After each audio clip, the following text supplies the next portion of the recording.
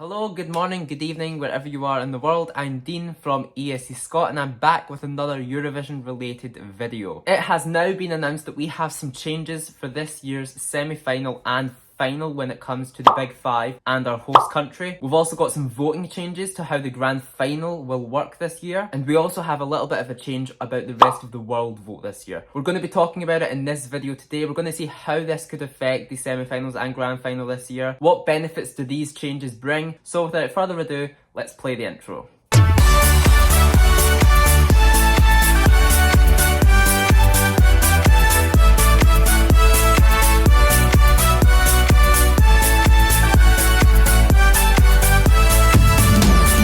Here we are once again. When Sweden hosts, we get a little bit of a change in the rule book. It happened in 2013 when we were in Malmö. That was the first year that the producers decided the running order for the grand final. And in 2016 in Stockholm, it was the first time we ever split the jury and televote and announced them separately. Now in 2023 in Malmö again, we have 3 changes to the show. Now, they aren't huge, gigantic changes to the show that I think will affect the outcome. It won't. But I think we should talk about them and react to them. So the first major change for this year's show is with the semi-finals and the Big Five and host country, which this year is Sweden. So if you don't know, if you're a Eurovision fan and you don't know this already, I don't know why I'm having to explain it, but I will for you. So the so-called Big Five, Germany, Italy, Spain, United Kingdom and France all have a spot in the grand final. They contribute the most money to the EBU, therefore they get a spot in the grand final automatically. Many people think this is unfair. To me, it's necessary. If without them, the contest would not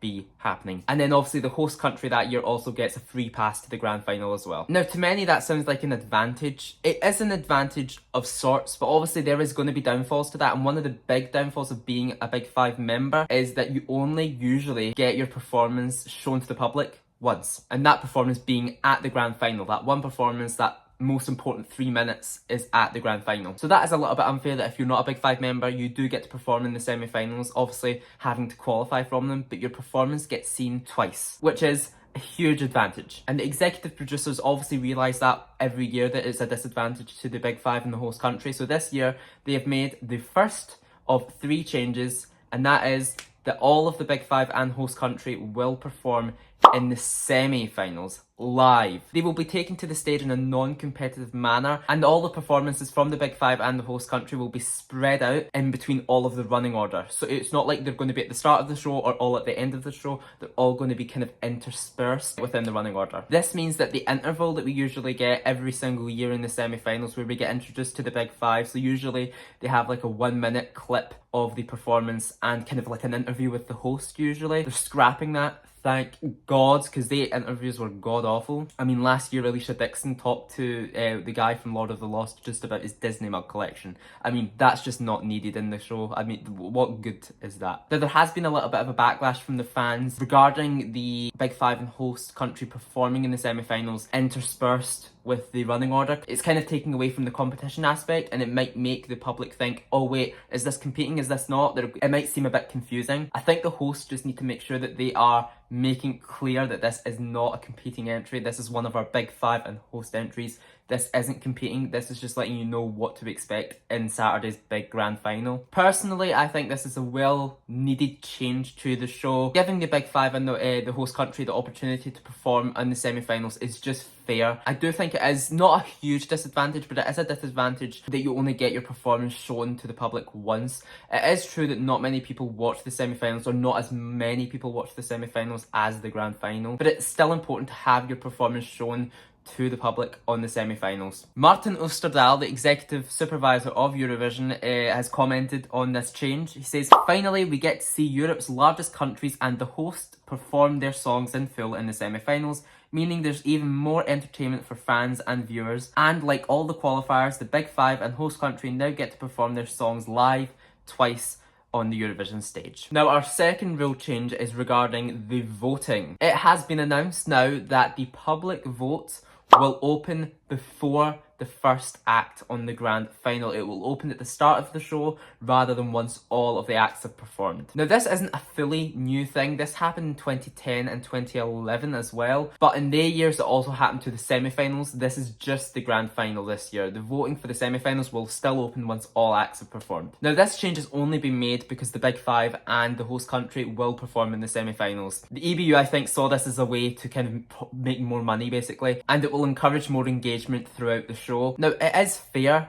all of the countries will have been shown to the public at least once, so it is fair that they should be able to vote before all of the acts have competed on the night. And as I say, this isn't the first time this has happened. 2010, 2011, the 2 years that this also occurred. I do know that people have done their research regarding, does this really work, does that affect the results, and the outcome was no, it doesn't really affect the results that much. It just means that if you are early on in the running order, that you have more of a chance of getting more televote points, because there are countries that get really fucked over with the running order, like Austria last year. I mean, if they changed this rule last year, I mean, Austria would have had such a better result because people would have been able to vote for them from the get-go, and they wouldn't have been forgotten about that much. I think this is a really welcome change to the grand final, and I hope it's there to stay. And our final change of the year, hopefully, is regarding the rest of the world vote. So people from all around the world in non-competing countries in Eurovision can vote. This was a change that was made last year. They can vote online at Eurovision.tv, but this year they are opening the vote for almost 1 day before the actual show for each of the semi-finals and the grand final. Now this change was made to mainly accommodate to different time zones. It is really harsh making Asia and the Kiwis get up during the night or very early in the morning to vote. So this change has been made to make sure that wherever you are in the world, you will get a chance